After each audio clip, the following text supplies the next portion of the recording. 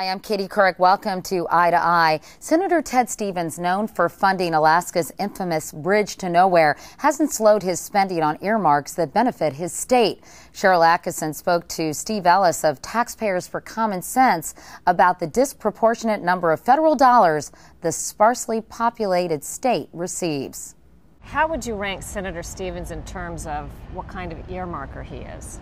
He's at the head of the pack. I mean, Senator Stevens makes no bones about it, and it certainly is the senior-most Republican in the entire Senate. And as the former chairman of the Appropriations Committee, his ability to bring home the bacon to Alaska is legendary, and he doesn't make any bones about doing that.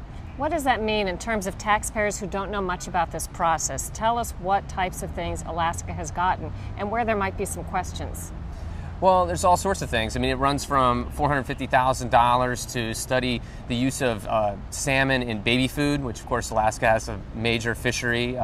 Also, in the Fisheries Council, they were able to get money. He earmarked millions of dollars to them, some of which went to paint a 737 jet, the Salmon 37. It was painted to look like a salmon. This is a state that, although it is the 49th state in the union, is definitely first in the class on earmarks. Okay, and is that fair? Maybe they need all this stuff. I'm just trying to think of what the argument could be. Well, certainly. One of the arguments that you hear from Alaska is exactly that 49th state argument, that, you know, we came into the union late and we need to catch up. You know, everybody else has had hundreds of years of spending federal dollars and investment in infrastructure and roads and everything else, and so we need to catch up. But essentially, we should be looking at this on a need basis. It's impossible to argue that Alaska needs to have several times the amount of money per person that another state, like, say, New York gets.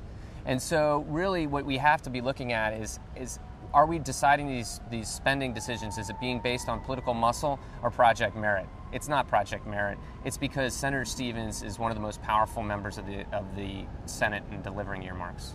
As Senator Stevens has come under a cloud of investigation for some of his dealings in Alaska, he's still been very successful at getting the earmarks. And if taxpayers hear that story, they might be kind of surprised that someone who's under an ethical cloud is still able to get so much money.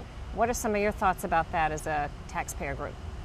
Well, essentially, it's business as usual up here in the Capitol, and even though there have been scandals involving earmarks, they're still churning them out at the same old pace, and he's still Ted Stevens. He's still the friend of the chairman of the Defense Appropriations Subcommittee, Senator Inouye from Hawaii. He's still, the senior Republican in the entire Senate, and so they're just treating it as usual, and he's getting that same bundle of earmarks that he's gotten in the past, and in some cases even more. Some members of Congress might say, we're just doing our job. We're supposed to bring home as much resources to our districts as we can.